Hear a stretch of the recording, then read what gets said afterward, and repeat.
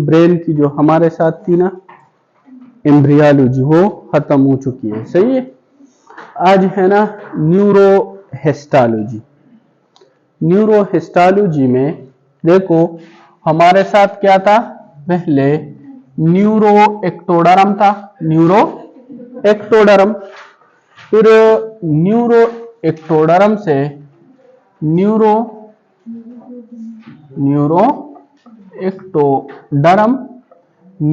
Ectoderm से हमारे साथ बन गया न्यूरल प्लेट। न्यूरल प्लेट, और न्यूरल प्लेट के बाद हमारे साथ न्यूरल फोल्ड,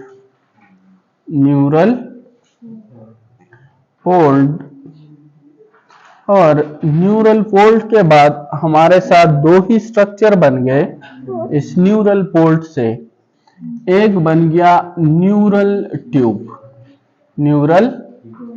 ट्यूब, और दूसरा इससे आ गए neural crest cell. Okay, neural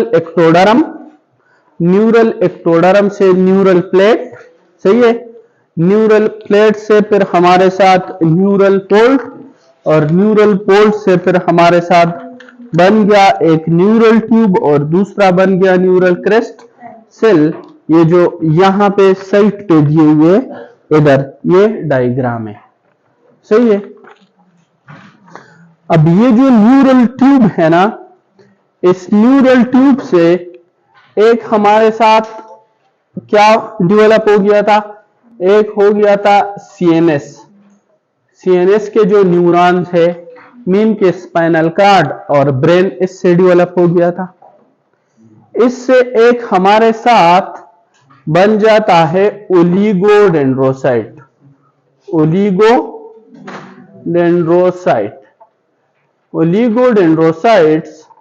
और ओलिगोडेंड्रोसाइट एक हमारे साथ इससे बन गया था एपेंडाइमल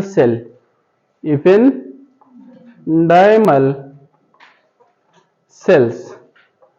हमारे साथ सीएनएस जो है न्यूरॉन्स, सीएनएस के न्यूरॉन वो हमारे साथ जो ट्रांसमिशन है उसका जो मैसेज है उसको ट्रांसमिट करता है।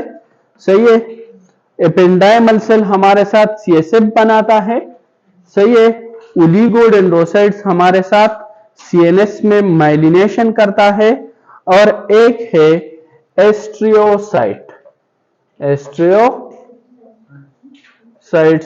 एस्ट्रियोसाइट्स हमारे साथ क्या करते हैं, ये ब्लड ब्रेन बैरियर को बनाते हैं। ओके, ब्लड ब्रेन बैरियर में हमारे साथ क्या है, हेल्पफुल होते हैं।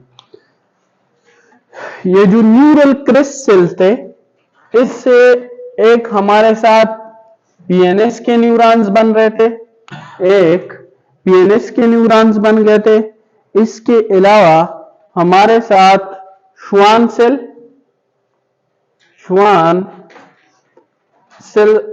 सेल्स हमारे साथ क्या कर रहे थे, myelination of the peripheral nervous system. इसके अलावा न्यूरल क्रेस्ट सेल से हमारे साथ एड्रीनल मेडुला भी बनता है। एड्रीनल मेडुला हमारे साथ जो एड्रीनल ग्लैंड है उसका एक कार्टेक्स है, आउटर मोस्ट पार्ट कार्टेक्स, और एक एड्रीनल मेडुला जो इनर पार्ट है। एड्रीनल मेडुला भी हमारे साथ किससे, इससे ओरिजिनेट हुए। दूसरा इससे बनता है, ओरिजिनेट होता है हमारे साथ फाया मैटर एंड अराकनाइड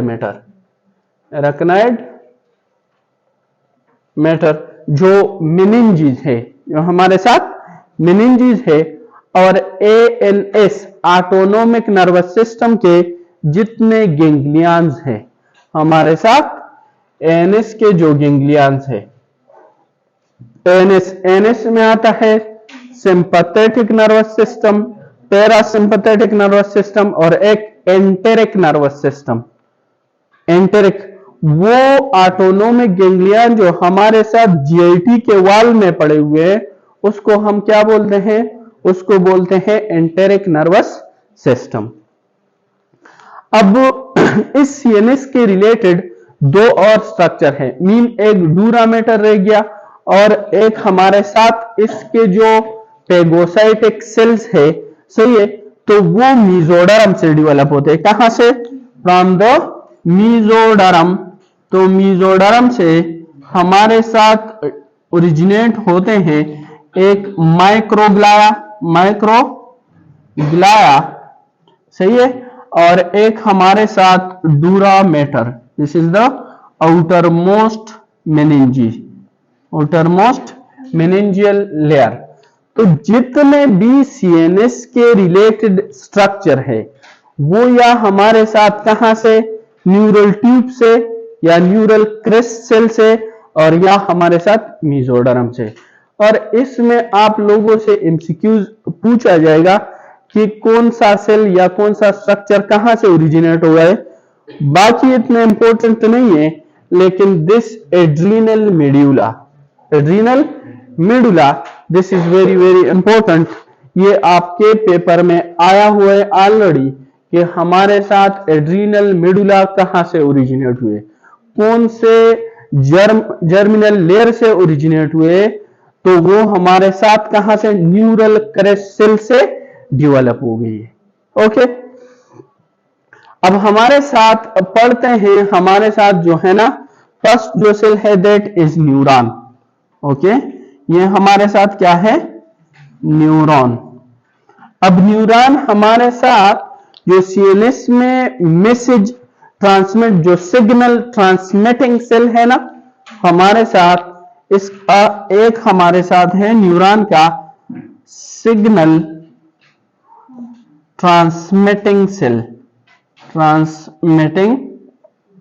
सेल, मीन की जो एक्शन पोटेंशियल होती है हमारे साथ, जो मैसेज फ्लो करता है सीएनएस में या पीएनएस में, सही है, वो न्यूरॉन के थ्रू करता है, अब ये जो न्यूरॉन है ना, इसके हमारे साथ तीन पार्ट्स हैं, एक हमारे साथ है सेल बॉडी और एक हमारे साथ है axon. One is cell body and another is axon, okay, and the third one is dendrites. अब ये हमारे साथ इसमें आ जाएगा तो इधर दूसरे सेल की डेंड्राइट्स होगी और सेल बॉडी उसके साथ क्या करेगा, कम्युनिकेट करेगा। ओके, अब ये जो एग्जाम है, कल हमने पढ़ा था कि इससे इर्द गिर्द क्या होता है, इसके इर्द गिर्द हमारे साथ इसी तरह माइलिन शीथ होता है, और ये माइलिन शीथ का काम ये है कि ये एक कंटिन्यूअस कंडक्शन होता है और एक सैलिटेटरी कंडक्शन होता है। सैलिटेटरी कंडक्शन का ये मतलब है ना कि ये हमारे साथ जंपिंग करता है, इसी तरह जंपिंग करते हैं। अब यहां पे एक्शन पोटेंशियल स्टार्ट हो जाएगा तो ये पॉजिटिव करंट हमारे साथ इधर से बाहर नहीं जाएगा, क्योंकि यहां पे माइलिन शीथ है, तो ये डायरेक्टली हमारे साथ क्या होगा, इधर पे दूसरे उस एरिया पे आएगा जहां माइलिन शीथ नहीं है, मीन के दो माइलिन शीथ के दरमियान जो गैप है, और उस गैप को जो दो माइलिन शीथ के दरमियान है उसको हम नोड ऑफ रेनवेयर बोलते हैं, नोड ऑफ रेनवेयर। सही है, this is cell body, this is dendrite and this one is axon. और इसके हमारे साथ इर्द गिर्द माइलिनेशन होता है, माइलिनेशन हमारे साथ पीएनएस में श्वान सेल करता है और सीएनएस में ओलिगोडेंड्रोसाइट करता है। ये न्यूरॉन जो है, this is the type of permanent cell, ये हमारे साथ किस चीज की, परमानेंट सेल की एग्जाम्पल है, परमानेंट सेल का एक एग्जाम्पल है। अब हमारे साथ बॉडी में तीन टाइप के सेल्स होते हैं, तीन टाइप्स के सेल होते हैं। एक को हम लेबाइल सेल बोलते हैं, एक को हम स्टेबल सेल बोलते हैं और एक को हम परमानेंट सेल बोलते हैं। परमानेंट सेल वो होता है ना कि ये सिर्फ और सिर्फ न्यूनेटल लाइफ तक ये डिवीजन कर सकते हैं। न्यूनेटल लाइफ कौन सा है, हमारे साथ आफ्टर बर्थ जो 28 डेज है ना, इसको हम न्यूनेट्स बोलते हैं। तो ये जो डिवीजन करेगा ना, डिवीजन, तो एम्ब्रियोनिक लाइफ पे अपना डिवीजन पूरा करेगा और आफ्टर बर्थ सिर्फ 28 डे तक ये अपना डिवीजन, जितना डिवीजन इसके लिए चाहिए वही डिवीजन होगा और फिर क्या हो जाएगा, फिर खत्म, इसमें फर्दर डिवीजन नहीं हो सकता। अब परमानेंट सेल में हमारे साथ एक न्यूरॉन है, एक स्केलेटल मसल है और एक मायोकार्डियल मसल है। स्केलेटल मसल, दरवाजा बंद न करे सर। स्केलेटल मसल, न्यूरॉन और मायोकार्डियम, इसमें जरूरत पड़ने पे हमारे साथ हाइपरट्रोफी होती है लेकिन हाइपरप्लेजिया नहीं होता। सही है, तो ये हमारे साथ परमानेंट सेल के और एग्जाम्पल है हमारे साथ skeletal muscles and myocardial cell, जो मायोकार्डियम जो हार्ट के मसल है ना वो। सही है। इसके बाद यहां हमारे साथ ये जो डेंड्राइट्स है, डेंड्राइट्स, और इसमें जो सेल बॉडीज, इसमें रफ एंडोप्लाज्मिक रेटिकुलम पाया जाता है, रफ एंडोप्लाज्मिक रेटिकुलम पाया जाता है, लेकिन हमारे साथ एक्सॉन्स में रफ एंडोप्लाज्मिक रेटिकुलम नहीं होता। इसलिए ये जो स्टेन लेते हैं ना उसको हम नेल्सन स्टेन बोलते हैं। तो ये एक एमसीक्यूज रिपीटेडली आया हुआ है कि हमारे साथ नेल्सन बॉडी कहां पे एब्सेंट होते, दैट इज एक्सान। ओके, एक्सान में हमारे साथ नेल्सन बॉडी एब्सेंट होते हैं और डेंड्राइट्स और सेल बॉडी में हमारे साथ नेल्सन बॉडी मौजूद होते हैं। सही है। अब हमारे साथ ये यहां पे क्या करेगा, इस एक्सान में टुवर्ड अनदर एक्सान जब कोई चीज जाता है ना, फ्लो करता है, उसको हम क्या बोलते हैं, उसको हम एंटीरोग्रेट क्या बोलते हैं, ट्रांसमिशन बोलते हैं। उसको हम एंटीरोग्रेट ट्रांसपोर्ट या ट्रांसमिशन बोलते हैं। भाई यहां पे कोई न्यूरोट्रांसमीटर बन गया या कोई हमारे साथ प्रोटीन बन गया, तो इसका काम कहां पे होता है, ये साइनेप्टिक क्लिप्ट पे होता है। दो न्यूरॉन के दरमियान ये जो गैप है ना, इसको हम साइनेप्टिक क्लिप्ट बोलते हैं। और इनके दरमियान जो जंक्शन होता है ना, ये एक दूसरे के साथ जो बातें करते हैं दो न्यूरॉन्स, इसको हम साइनेप्स बोलते हैं, इसको हम साइनेप्स बोलते हैं। तो यहां पे ये जो बातें करेंगे ना एक दूसरे, ये किसी न्यूरोट्रांसमीटर के थ्रू करेंगे ना, तो इसके लिए ये यहां से जब जाएगा इस साइनेप्टिक क्लिप्ट की तरफ इसको हम क्या बोलते हैं, एंटीरोग्रेड ट्रांसपोर्ट। सही है। और ये किसके लिए, या न्यूरोट्रांसमीटर और या प्रोटीन के लिए होता है। न्यूरोट्रांसमीटर या प्रोटीन के लिए हमारे साथ क्या होते हैं, anterograde transport, anterograde transport. Okay, anterograde transport हमारे साथ प्रोटीन और जो न्यूरोट्रांसमीटर है उसके लिए होता है, न्यूरोट्रांसमीटर। ओके, फिर हमारे साथ यहां पे एक ट्रांसपोर्ट ये होता है कि हमारे साथ इस एक्सान टर्मिनल से लेके टुवर्ड क्या होता है, टुवर्ड सेल बॉडी होता है। टुवर्ड सेल बॉडी कोई मॉलिक्यूल आएगा और वो सेल बॉडी की तरफ फ्लो करेगा, उसको हम रेट्रोग्रेड ट्रांसमिशन बोलेंगे, रेट्रोग्रेड। अब ये आप लोग याद रख लो कि रेट्रोग्रेड ट्रांसपोर्ट पे, रेट्रोग्रेड ट्रांसमिशन ट्रांसपोर्ट पे आपको क्वेश्चन आएगा, और वो क्या है कि हमारे साथ भाई जो रेबीज है एक हमारे साथ, ये किसके लिए, इसके through rabies herpes virus, okay, tetanus toxin, ये जो टेटेनस टॉक्सिन होता है, rabies herpes virus and polio. ये जो तीनों हमारे साथ, ये टेटेनस टॉक्सिन हमारे साथ बैक्टीरिया रिलीज करती है, सही है, और ये 3 वायरस है। ये जब बॉडी में स्प्रेड करता है ना, तो ये रेट्रोग्रेड ट्रांसमिशन के थ्रू ये हमारे साथ स्प्रेड करते हैं। तो आपसे ये पूछेंगे कि ये जो रेबीज दिया होगा, या हर्पीज दिया होगा, या पोलियो, कि ये बॉडी में किस तरह स्प्रेड करते हैं, सही है, that is through retrograde transmission. Okay, और इसका जो हमारे साथ, अगर इसमें कोई डैमेज आ जाए न्यूरॉन में, या इसका कोई ट्यूमर हो जाए, उसके लिए जो हम चेक करते हैं ना, दैट इज न्यूरोफिलामेंट या साइनेप्टोफाइजिन। न्यूरोफिलामेंट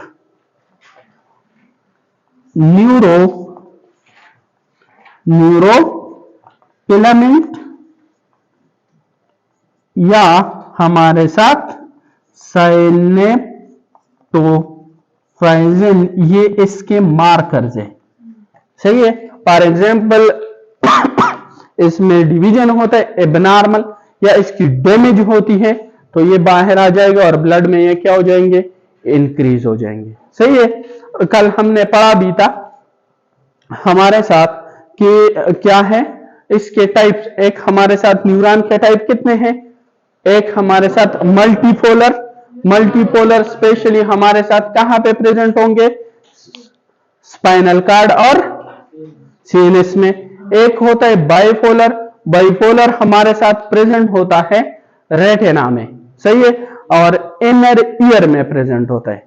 बाइपोलर न्यूरॉन प्रेजेंट होता है इनर ईयर में, और जो यूनिपोलर न्यूरॉन है, unipolar, that is present in PNS, वो हमारे साथ पेरिफेरल नर्व्स में हमारे साथ।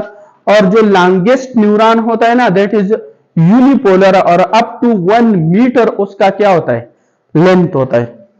परमानेंट सेल का तो मैंने बता दिया ना कि एक skeletal muscle, myocardium and neuron. Labile cell वो होते हैं ना जो कंटिन्यूअसली डिवीजन करता है, लाइक स्किन पे जो सेल है, स्किन पे, सही है। या हमारे साथ जो ट्रैक्ट्स होते हैं, जीआई ट्रैक्ट या यूरिनरी ट्रैक्ट, वो सेल भी कंटिन्यूअसली क्या होता है, डिवीजन में होता है, सही है। और एक हमारे साथ एंडोक्राइन ग्लैंड्स वो हमारे साथ कंटिन्यूअसली डिवीजन में होता है। इसके अलावा स्टेबल सेल वो होते हैं ना, जब जरूरत होती है ना तो उसकी डिवीजन होती है, जब जरूरत होती है तो वो डिवीजन स्टार्ट करता है। लाइक हमारे साथ हेपेटोसाइट जो है, हमारे साथ हेपेटोसाइट, वो जब डिवीजन जरूरत होती है तो वो हमारे साथ क्या करेगा, डिवीजन करेगा। ओके, इसके अलावा हमारे साथ स्टेबल सेल के एक प्रोक्सिमल कन्वोल्यूटेड ट्यूब नहीं है जो नेफ्रॉन में है, प्रोक्सिमल कन्वोल्यूटेड ट्यूब भी हमारे साथ क्या करता है, उसमें भी स्टेबल सेल होता है। Stable cell, permanent cell, labile cell. Labile cell वो होते हैं जो हमारे साथ कंटिन्यूअस डिवीजन करता है। स्टेबल सेल वो होता है जो हमारे साथ जब जरूरत होती है तो वो डिवीजन करता है। और हमारे साथ परमानेंट सेल वो होते हैं जो डिवीजन उसमें होता ही नहीं है, सिर्फ वो जो नेटल लाइफ है, न्यूनेटल लाइफ तब तक डिवीजन में होते, उसके बाद वो हमारे साथ डिवीजन नहीं करता।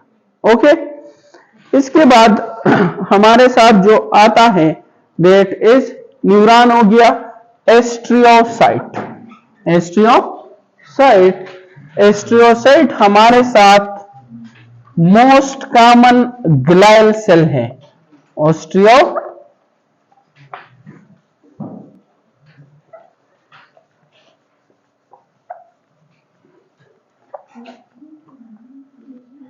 एस्ट्रियोसाइट, ओके, एक हमारे साथ है एस्ट्रियोसाइट्स। अब astrocyte is the most common glial cell, mean supporting cell. Okay, most common glial cell वो होते हैं जो सपोर्टिंग सेल होता है सीएनएस का। तो मोस्ट कॉमन ग्लायल सेल सबसे ज्यादा वो हमारे साथ क्या है, वो हमारे साथ एस्टियोसाइट है।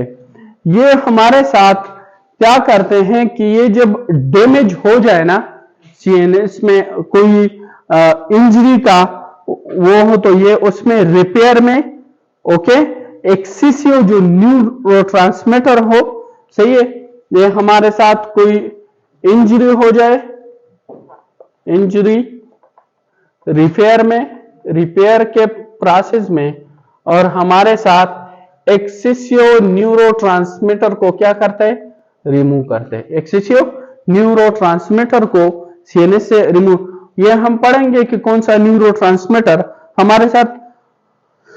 पार्किंसन में क्या होता है, एसिटाइलकोलिन ज्यादा हो जाता है और डोपामिन क्या होते हैं, वो कम हो जाता है, तो इसलिए मसल क्या हो जाते हैं, एवरी टाइम स्ट्रेच रहते हैं। तो ये हमारे साथ न्यूरोट्रांसमीटर को क्या करते हैं, बैलेंस में रखते हैं, न्यूरोट्रांसमीटर को बैलेंस में रखते हैं। एक ये हमारे साथ ये सेल ब्लड ब्रेन बैरियर के फॉर्मेशन में हेल्प करते हैं। ब्लड ब्रेन बैरियर के फॉर्मेशन में हमारे साथ क्या करता है, हेल्प करते हैं, और हमारे साथ ये बफर को कंट्रोल करते हैं। बफर मीन कि हमारे साथ एसिड बेस बैलेंस को सीएनएस के में उसको कंट्रोल रखता है, बफर का एक्शन करता है, सही है। इसका जो हमारे साथ क्या है, रिएक्टिव ग्लायोसिस। रिएक्टिव ग्लायोसिस का मतलब यह है ना, जब इंजरी हो जाए सीएनएस में तो ये रैपिडली क्या करेगा, उस इंजरी के रिएक्शन में क्या कर लेगा, अपना प्रोलिफरेशन स्टार्ट करेगा, और इसकी वजह से ब्रेन में हमारे साथ क्या हो सकती है, फाइब्रोसिस हो सकती है। तो उस पेशेंट में जब फाइब्रोसिस होगी ना, तो इसी तरह के फीचर्स आएंगे ना, कि हमारे साथ लग रहा होगा कि इंट्राक्रैनियल प्रेशर, क्योंकि जब हमारे साथ फाइब्रोसिस हो जाए उसके साथ इंट्राक्रैनियल प्रेशर क्या हो जाएगी, इंक्रीज हो जाएगी। तो इस तरह फीचर्स आएंगे ना, जैसे हमारे साथ इंट्राक्रैनियल कोई मास पड़ा हुआ है, मीन कि कोई स्पेस ऑक्यूपाइंग लीजन है, लाइक ट्यूमर है या एब्सेस है, सही है। तो और स्पेशली लाइक ट्यूमर, जब भी किसी को विदाउट रीजन मॉर्निंग में हेडेक हो रहा हो ना, और हमारे साथ वोमिटिंग हो रहा हो, तो मोस्ट प्रोबेबली ये हमारे साथ क्या है, इंट्राक्रैनियल कोई ट्यूमर है, सही है, इंट्राक्रैनियल ट्यूमर है हमारे साथ, अगर विदाउट कोई रीजन हमारे साथ। तो ये रिएक्टिव ग्लायोसिस का यही मतलब है कि रिएक्टिव ग्लायोसिस, और इसमें हमारे साथ इसका जो ट्यूमर मार्कर है ना, that is GFAP।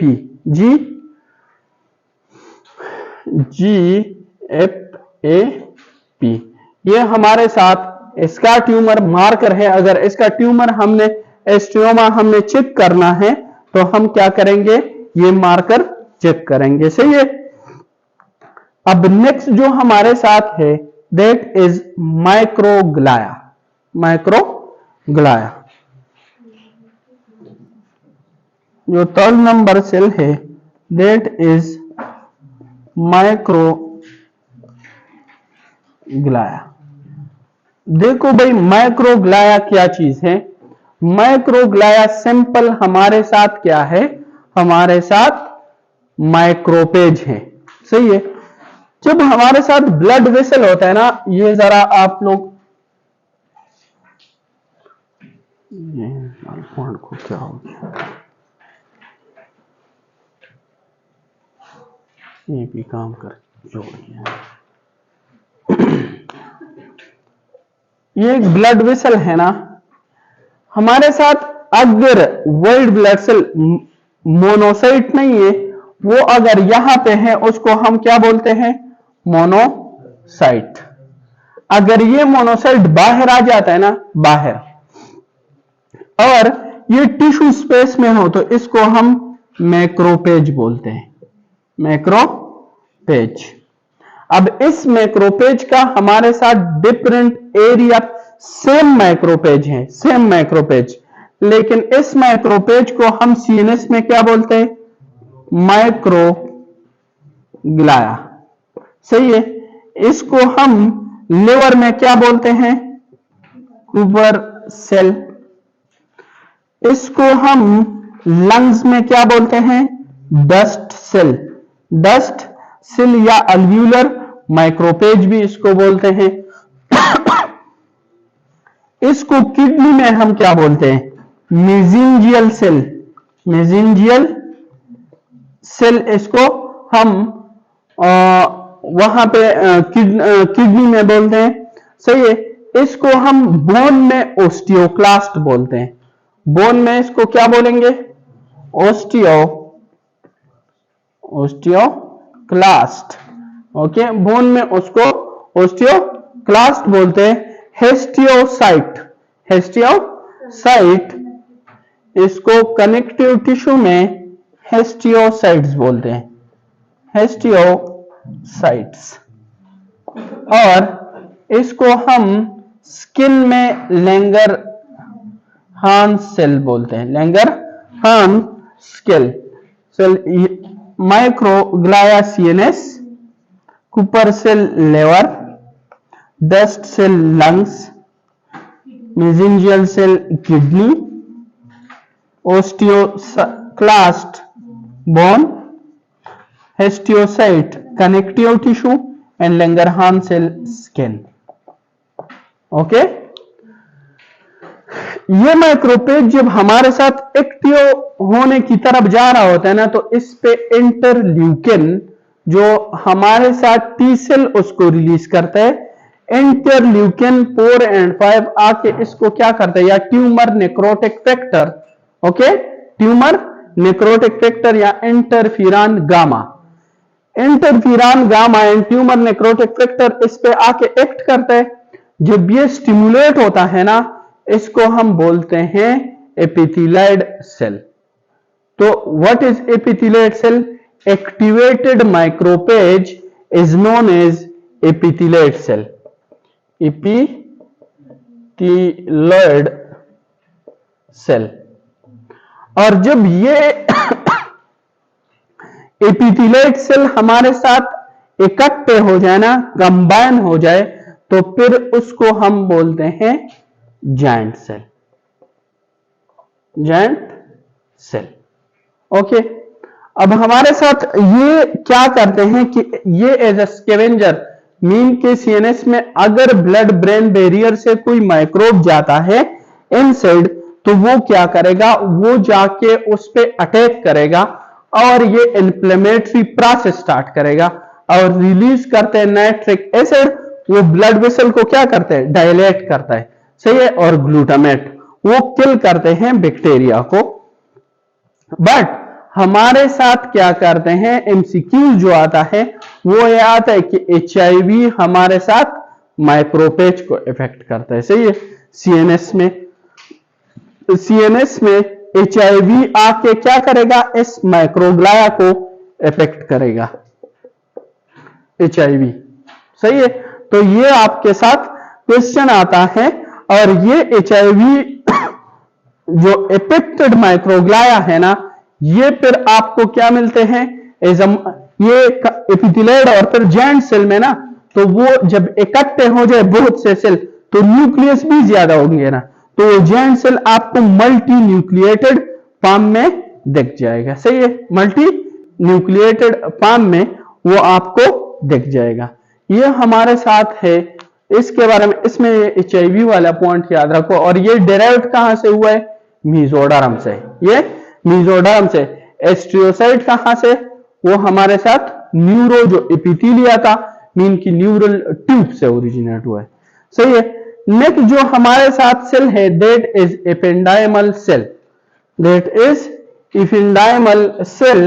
Ependymal cell हमारे साथ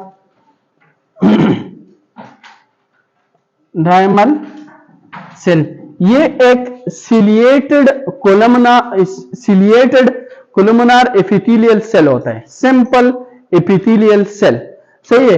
लेकिन सिलिएटेड, इसके ऊपर क्या होता है, सीलिया, और ये हमारे साथ फॉर्मेशन करता है CSF का, और इसका हमारे साथ जो ट्यूमर होता है उसको हम बोलते हैं एपिंडाइमोमा। एपिंडाइमोमा मोस्ट कॉमनली हमारे साथ कहां पे होगा, in the fourth ventricle, in the fourth ventricle.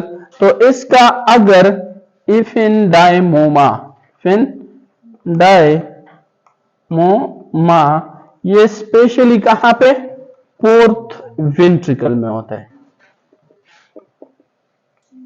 Okay, ये हमारे साथ फोर्थ वेंट्रिकल में आपको मिलेगा, सही है।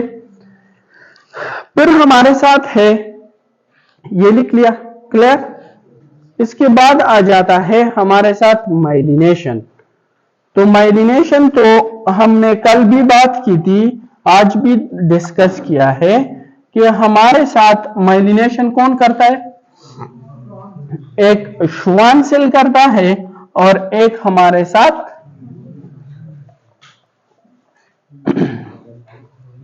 Myelination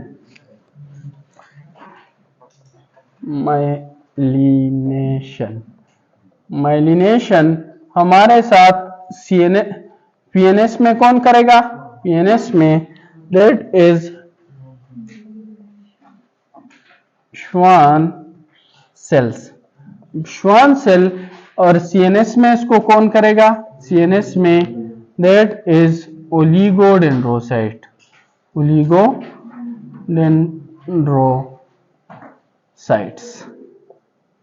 okay. श्वान सेल हमारे साथ कहां से, वो न्यूरल क्रेस्ट सेल से ओरिजिनेट हुए, कहां से, न्यूरल क्रेस्ट सेल से हमारे साथ ओरिजिनेट। लेकिन श्वान सेल जो माइलिनेशन करेगी वो सिर्फ और सिर्फ एक ही एक्सान को क्या कर सकता है, ओनली वन एक्सान को क्या करेगा, माइलिनेट करेगा, ओनली वन एक्सान को वो माइलिनेट करेगा।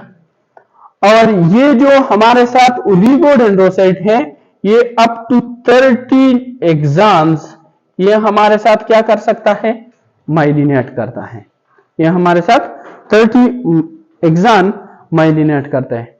अब बात ये है ना कि ये श्वान सेल एक डिजीज में इफेक्टिव होता है, that is गुएन-बार्ले syndrome, that is गुएन-बार्ले syndrome, GBS। अब ये GBS कैसे डेवलप होता है एक बंदे को, GBS में भाई हमारे साथ कंपाइलोबैक्टर जिजुनाए ये क्या करेगा, कंपाइलोबैक्टर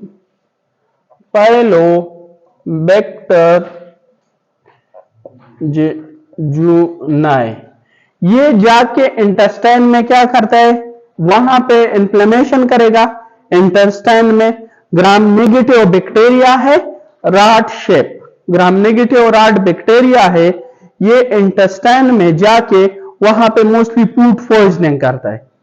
अब जब फूड पॉइजनिंग करेगा और ये इंटेस्टाइन को इफेक्ट करेगा, तो इसके खिलाफ इम्यून सिस्टम क्या करेगी, एंटीबॉडीज बनाएगी, और वो एंटीबॉडीज आके हमारे साथ किसको, यहां पे श्वान सेल को इफेक्ट करेगा, सही है, और पेरिफेरल न्यूरोपैथी होगी। अगर इस तरह केस हो जाए तो इसको हम बोलते हैं गुएन-बार्ले सिंड्रोम। तो आप ये बैक्टीरिया याद रखो, सही है, कि गुएन-बार्ले सिंड्रोम कौन से बैक्टीरिया की वजह से हमारे साथ होती है। और दूसरी बात यह है, इससे हमारे साथ क्या, एक जो कैंसर डेवलप होता है इसको हम बोलते हैं श्वानोमा, उसको हम क्या बोलते हैं, श्वानोमा।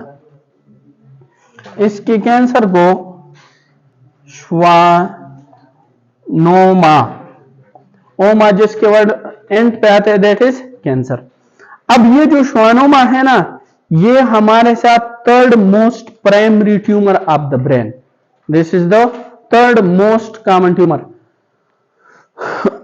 भाई हमारे साथ क्या होता है, ब्रेन में अगर ट्यूमर कैंसर होता है ना, ब्रेन में कैंसर होता है, एक पॉसिबिलिटी ये है कि ब्रेन के अपने सेल में, यहां पे जो माइक्रोग्लाया है, श्वान सेल है, जो भी है सीएनएस में, सीएनएस के अपने सेल क्या करें, या पीएनएस के अपने सेल क्या करें, उससे खुद ब खुद कैंसर डेवलप हो जाए, उसको हम क्या बोलेंगे, उसको हम primary tumour of the nervous system बोलेंगे, primary tumour of the nervous system. और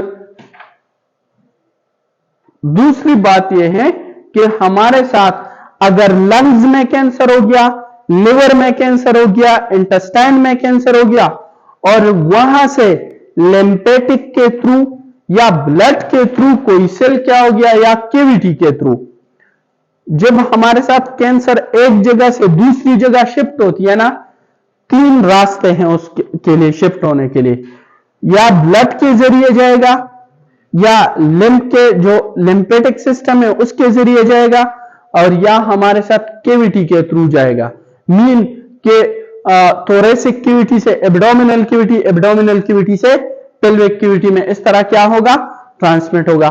तो ये पॉसिबिलिटी है कि बॉडी के किसी और ऑर्गन में ट्यूमर है और वो सेल आके कहां पे, ब्रेन में पहुंच गए, इसको हम सेकेंडरी ट्यूमर बोलेंगे। सही है। तो हमारे साथ ब्रेन में जो मोस्ट कॉमन प्राइमरी ट्यूमर है, ये याद रखो, सही है, most common primary tumour of the brain, most common primary tumour of the brain, that is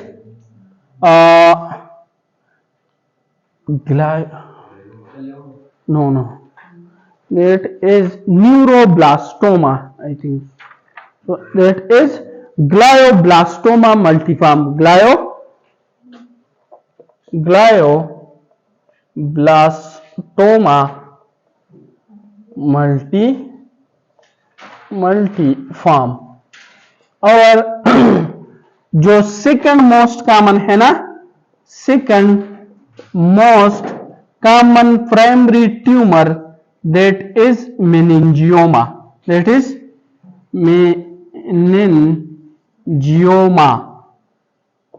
और जो थर्ड मोस्ट कॉमन है, common primary tumour of the brain, that is brain, sorry nervous system, okay, that is schwannoma।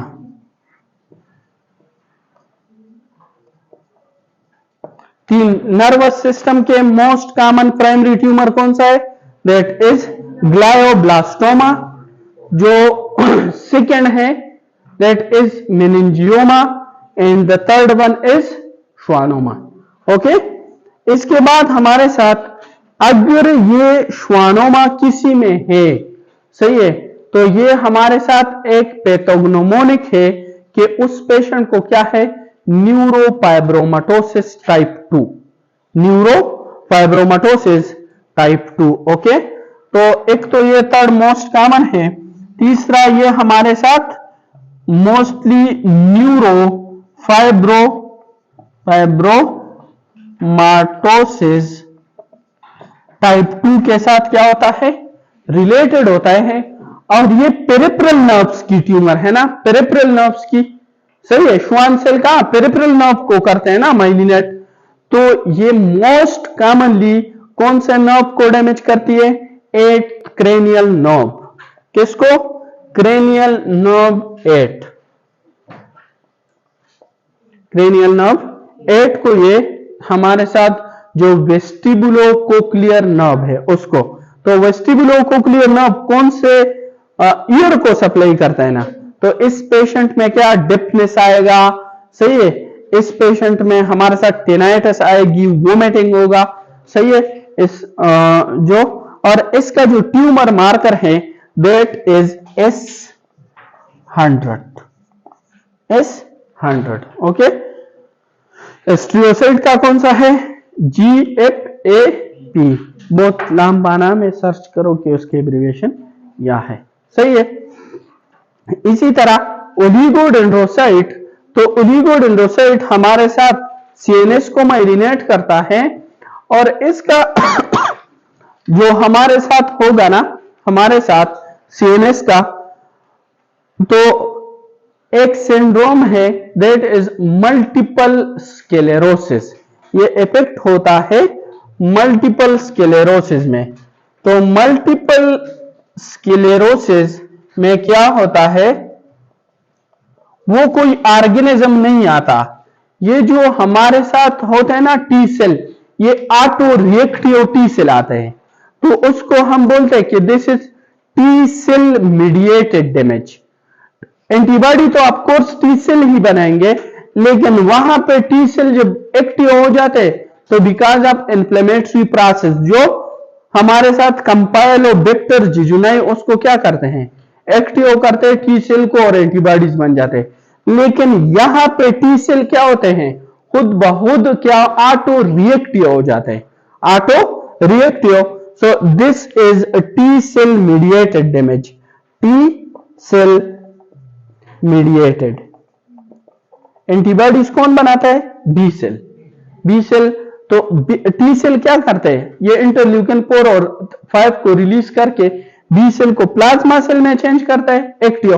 Plasma cell is the active form of B cell, okay, B lymphocyte. तो उसको active कर लेते हैं, या वहां पे carcinoma, B cell का क्या हो जाता है, कार्सिनोमा, उसको हम क्या बोलते हैं, मल्टीपल माइलोमा। अगर बी सेल का कैंसर हो जाए ना, उसको हम मल्टीपल माइलोमा बोलते हैं, सही है।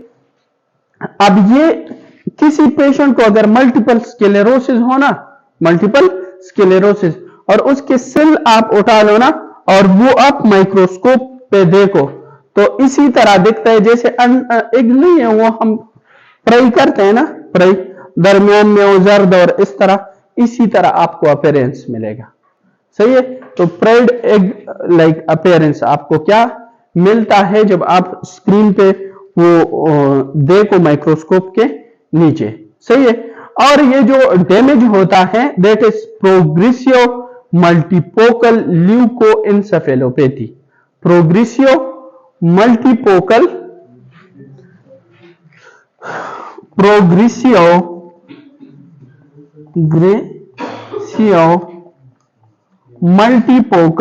मल्टीपोकल ल्यूकोएन्सेफेलो, ये किस वजह से होती है, ये हमारे साथ सेम ये इन्फेक्शन की वजह से, इन्फ्लेमेशन की वजह से, या कोई ऑटो इम्यून डिजीज आ जाए तो वो हमारे साथ क्या करता है, इसको डैमेज करती है, इसीलिए वगैरह उसमें ये डैमेज हो जाती है माइलिन शीथ, ओके। तो ये दोनों, ये हमारे साथ क्या है, histology of the nervous system, कि हमारे साथ नर्वस सिस्टम की हिस्टोलॉजी है। अब आप आ जाओ ना यहाँ पे, ये तो हिस्टोलॉजी, ये इसने आगे पीछे किया हुआ है, ये है ना, तो स्पाइनल कार्ड, इसकी हिस्टोलॉजी समझ आ गई है ना। अब बात ये है ना, ये यहां तक इधर हो गया ना। अब बात ये है कि इस पेज को देखो, इसमें हमारे साथ कुछ डिजीज है कि ये आपको आ सकते हैं, इसमें ये समझना जरूरी था। अब हम बोलते हैं ना कि मूवमेंट्स नहीं है, मूवमेंट्स ये हमारे साथ कौन कंट्रोल करते हैं, सेरेब्रम, उसको रीड करते, उसको मतलब होते तो कॉर्टेक्स से हैं, सही है, लेकिन उसको सीक्वेंस देना, सही है, या आप पोजीशन पॉइंट करते हो, सही है, तो ये सीक्वेंस देना, ये सब किसका काम है, सेरेब्रम का काम है। अब जब सेरेब्रम को आप देखो ना, इसी तरह बैक पे पड़ा हुआ है ना, बैक पे, तो इसका ये सेंटर पार्ट नहीं है, सेंटर पार्ट, इसको हम बोलते हैं, इसको हम वर्मिस बोलते हैं, वर्मिस। और ये जो नीचे की तरफ ये वाला पार्ट है ना नीचे, this is known as tonsil, this is known as tonsil. तो एक वर्मिस है और सेकंड हमारे साथ क्या है, टॉन्सिल, सही है। अब हमारे साथ क्या होता है कि बाज औकात ये स्ट्रक्चर और इसके बैक पे जो नीचे वाला ब्रेन स्टेम में नीचे वाला पार्ट है वो कौन सा है, दैट इज मिडिला, यहां पे मिडिला होगा ना। बाज औकात हमारे साथ क्या होता है कि ये स्ट्रक्चर नीचे आ जाते हैं, इस फोरामिन मैग्नम के थ्रू हर्निएट कर जाते हैं। फोरामिन मैग्नम में क्या करेगा, ये हमारे साथ क्रेनियल कैविटी है ना, तो नीचे इंफीरियर कैविटी में इस तरह एक ओपनिंग है जिसके थ्रू स्पाइनल कार्ड नीचे आया हुआ है। Spinal cord is the continuation of medulla, सही है। और अगर मेड्यूला है तो ऊपर से ये क्या, सेरेब्रम है बैक से। अब ये जो स्ट्रक्चर नीचे आते हैं ना, इसको हम बोलते हैं बट चियरी माल फॉर्मेशन। ओके, इसमें चियरी 1 माल फॉर्मेशन और चियरी 2 माल फॉर्मेशन लिखा हुआ है।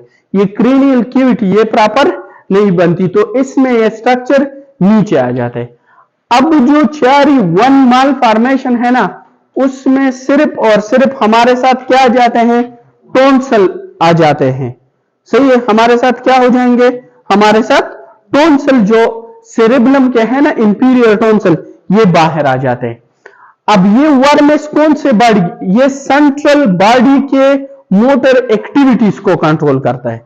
और ये जो टोन्सल है ना, ये हमारे साथ क्या करता है, पेरिफेरल जो लिम्स है ना, उसकी हमारे साथ पेरिफेरल बॉडी के मोटर एक्टिविटी को क्या करता है, उसको कंट्रोल करता है। अब इस पेशेंट में अगर टोन्सल बाहर आ गए हमारे, तो क्या फीचर होंगे, इसके लिम्स के जो मूवमेंट है ना, वो एबनॉर्मल होंगे, सही है। उसके लिम्स के मूवमेंट क्या होंगे, एबनॉर्मल।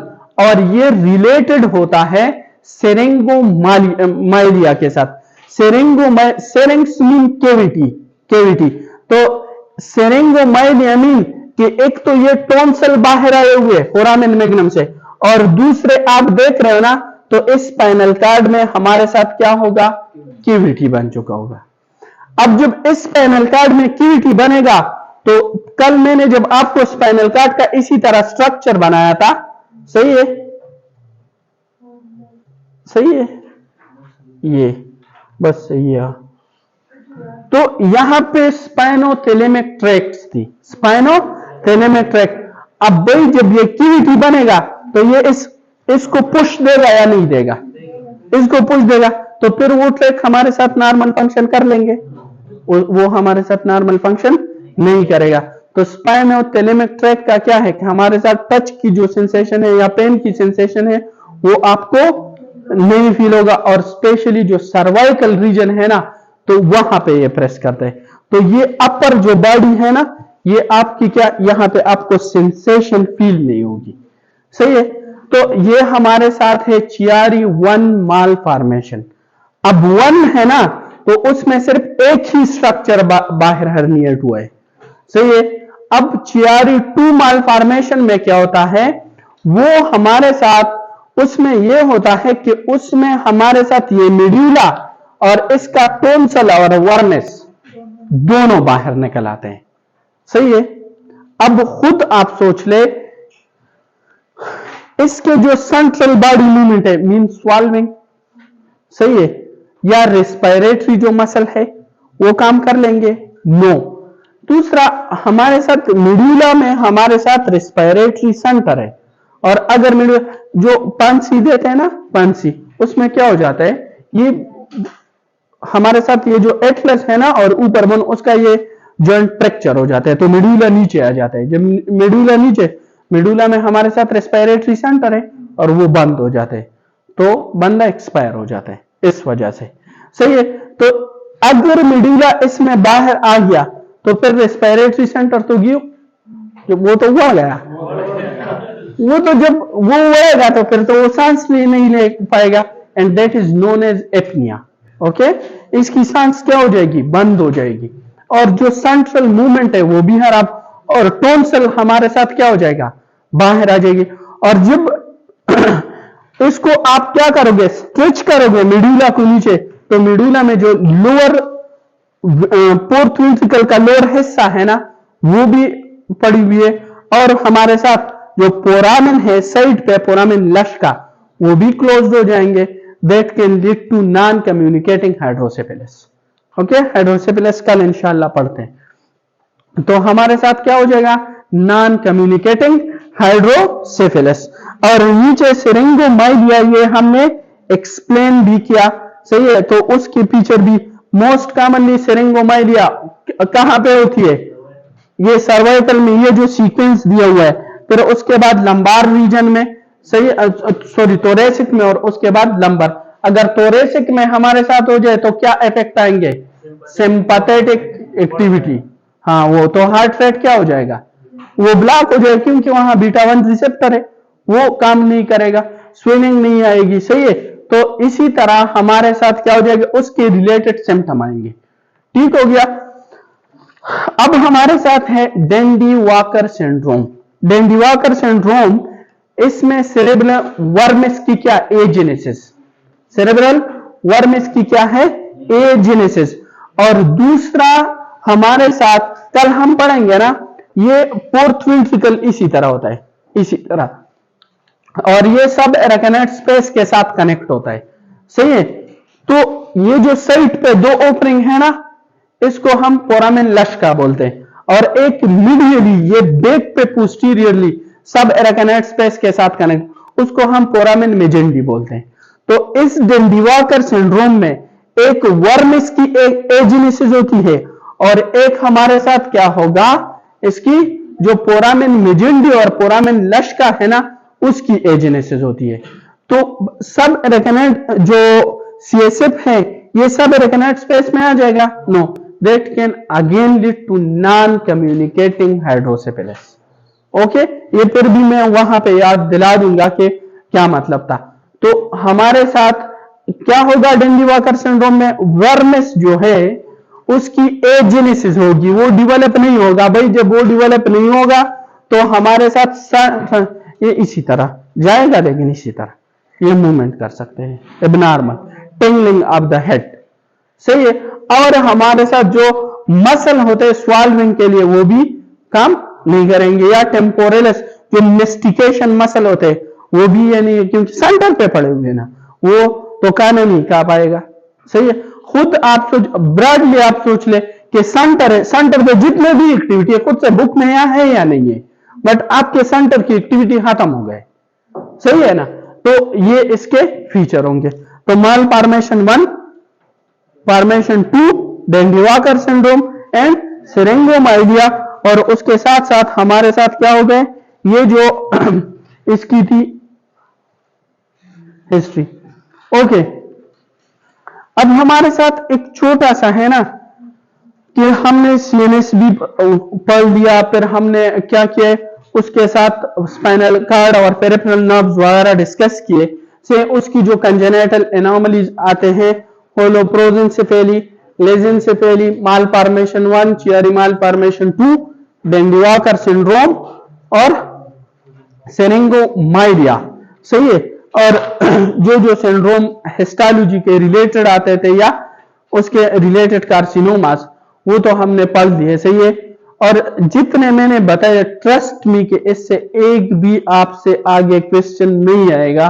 और एक ये बात समझो, सही है, कि आप लोग कोई वहां पे जाके स्पेशलाइजेशन का एग्जाम नहीं दे रहे। जब आप कंसल्टेंट बनोगे ना, नंबर 1 आपने निप क्लियर करना है, उसके बाद हाउस जॉब करनी है, उसने बाद आपने पार्ट 1 क्लियर करना है, उसके बाद आईएमएम क्लियर। आईएमएम मतलब जब आप ट्रेनिंग करते हो तो आईएमएम एक थ्योरी भी उसका होता है, और एक उसका फिर क्या होता है, वाइवा भी, और फिर उसके बाद आपने पार्ट 2 एग्जाम देना होगा। तो this is just a registration exam, और वहां पे जो आपका एग्जामिनर बैठा हो, उसको ये पता होता है कि इस बच्चे का स्टैंडर्ड क्या है, मैंने इससे क्या क्वेश्चन पूछने हैं। तो वो आपको ये कभी भी नहीं बोलेगा कि भाई आप आके ईसीजी आपके सामने रख देगा और उसमें कहीं कोने पे जाके कोई एसटी एलिवेशन होगी, क्लियर कट इस तरह ऊपर ऊपर वो ईसीजी का जो लीड है ना, इस तरह एसटी एलिवेशन आपको दिया होगा। वो कभी भी आपको ये नहीं देगा कि इधर कोने में जस्ट छोटा सा एलिवेशन हुआ है वो आप पे पॉइंट करेगा, नो। वो भी इंसान है, वो खुद स्पेस से गुजरे हुए हैं। लेकिन अगर आप ये बोलो कि हमें सर्दी लगते है और सर्दी में हम नहीं जा सकते क्लास में, सही है, तो फिर बेफिक्र हो जाओ, फिर पता वो पीएमडीसी वाले आपको बता देंगे, कि सर्दी क्या होती है और गर्मी। फिर वहां पे जब 45 डिग्री में पीएमडीसी के सामने फिर वो बोलते हैं हमारे साथ स्ट्राइक में। हमारा क्या काम है कि आप लोगों के साथ स्ट्राइक पे निकले, आप हमने जो करना था वो तो किया। अब हम बोल रहे थे ना कि कुछ व्हाइट मैटर है और ग्रे मैटर है, सही है। तो कौन कौन से एरिया हमारे साथ व्हाइट मैटर मीन के एग्जाम से बने हुए ब्रेन में, क्योंकि हमने एक एक एरिया को क्या करना है, डिस्कस करना है। और कौन से एरिया हमारे साथ किससे बने हुए हैं, हमारे साथ सेल बॉडी से बने हुए। तो व्हाइट मैटर के कौन कौन से हमारे साथ क्या है, व्हाइट मैटर। फिर ये जब हम बोलेंगे ना तो आपको पता हो कि ये हम एग्जाम के बारे में बोल रहे हैं या ये सेल बॉडी। तो जितने भी हमारे साथ ट्रैक्ट्स हैं, नंबर 1 जितने भी ट्रैक्ट्स हैं, ट्रैक्ट्स वो असेंडिंग ट्रैक्ट है या डिसेंडिंग ट्रैक्ट्स है। इसके बाद हमारे साथ कोरोना रेडिएटा, कोरोना रेडिएटा। इसके बाद इंटरनल कैप्सूल, इंटरनल कैप्सूल। कल हमने पढ़ा था कि एक हमारे साथ क्या था, कमिशर फाइबर, कमिशर फाइबर। फिर हमने पढ़ा था एसोसिएट फाइबर्स, तो एसोसिएट फाइबर्स। इसके बाद हमारे साथ आ जाते हैं लेमिनेस्काई, मीडियल, लेटरल एंड स्पाइनस लेमिनेस्काई। एक होता है पेसिकुलस, एक होता है लेमिनेस्कस। पेसिकुलस जब ये एग्जाम नहीं है, ये इस तरह राउंड स्ट्रक्चर बनाए, सही है। और लेमिनेस्कस सिंपल एग्जाम है, लेकिन अगर राउंड बोले, पेसिकुलस और ट्रैक एक ही चीज है, सही है। और लेमिनेस्कस वो होता है ना जो हमारे साथ इसी तरह प्लेट स्ट्रक्चर बना दे, इसी तरह ट्रैक जा रहे हैं, एग्जाम जा रहे हैं, लेकिन प्लेट शेप में जा रहे हैं, that is known as लेमिनेस्कस।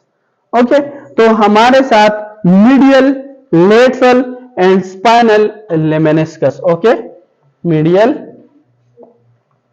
Lateral and spinal lemniscus. अब लेमिनेस्कस फिर हमारे साथ आ जाते हैं ना, हमने बोला कि जो सेरेब्रम है ना, ये अटैच हुआ है किसके साथ, ब्रेन स्टेम के साथ। तो ये तीन हमारे साथ, पहले मिड ब्रेन है, फिर हमारे साथ कौन, और फिर हमारे साथ क्या है, मेड्यूला। अब जब इसी तरह आएगा ना 3, और ये बैक से सेरेब्रम है, ये सेरेब्रम कुछ फाइबर्स के थ्रू अटैच है, इस मिड ब्रेन के साथ फाइबर्स पे अटैच है, फिर बोन्स के साथ, और फिर मेड्यूला। इसको हम पुडंकल्स बोलते हैं, इसको हम क्या बोलते हैं, पुडंकल। तो मिड ब्रेन के साथ अटैच है, that is known as superior peduncle, that is middle peduncle, and this one is inferior peduncles. तो पुडंकल्स भी हमारे साथ क्या है, डंकल्स। ये भी एग्जांपल है किसकी, हमारे साथ व्हाइट मैटर्स की। और इसके बाद है lateral geniculate body, lateral जिनिकुलेट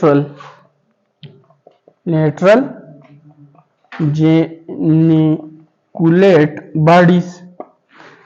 optic radiation and auditory radiation, optic and auditory radiation, optic and एडिटरी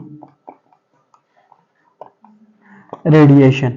तो ये सारे हमारे साथ व्हाइट मैटर के एग्जाम्पल हैं। ओके, इसके बाद आ जाते हैं ग्रे मैटर पे, ग्रे मैटर। अब ग्रे मैटर में पहले तो एक लिख दो कार्टेक्स, कार्टेक्स। तो कार्टेक्स हमारे साथ सेरेब्रल कार्टेक्स भी है और सेरेबेलर कार्टेक्स भी है, दो है ना, एक सेरेब्रल, एक cerebellar, cerebral and cerebellar cortex. इसके बाद हमारे साथ बेसल गैंग्लिया, बेसल गैंग्लियन, तो बेसल गैंग्लियन भी, basal ganglion.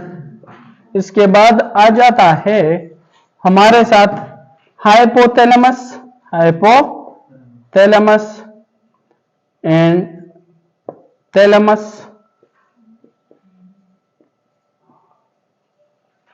Okay, red nucleus, red nucleus.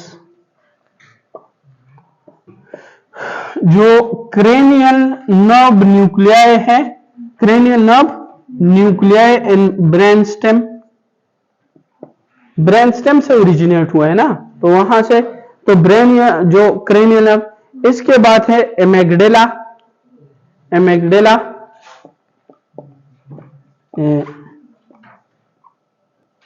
एमेगडेला, हाइपोकैम्पस, hypo, ये मेमोरी के साथ रिलेटेड, हाइपोकैम्पस। और जो स्पाइनल कार्ड में ग्रे मैटर है ना दरमियान में, तो उसने क्या बनाया हुआ है, एक बटरफ्लाई शेप स्ट्रक्चर बनाई हुई है, इसलिए हम बोलते हैं ये butterfly shape grey matter in spinal cord, butterfly shape grey matter in spinal cord, spinal cord. Okay, तो ये हमारे साथ आज के लिए एना पे से इंशाल्लाह।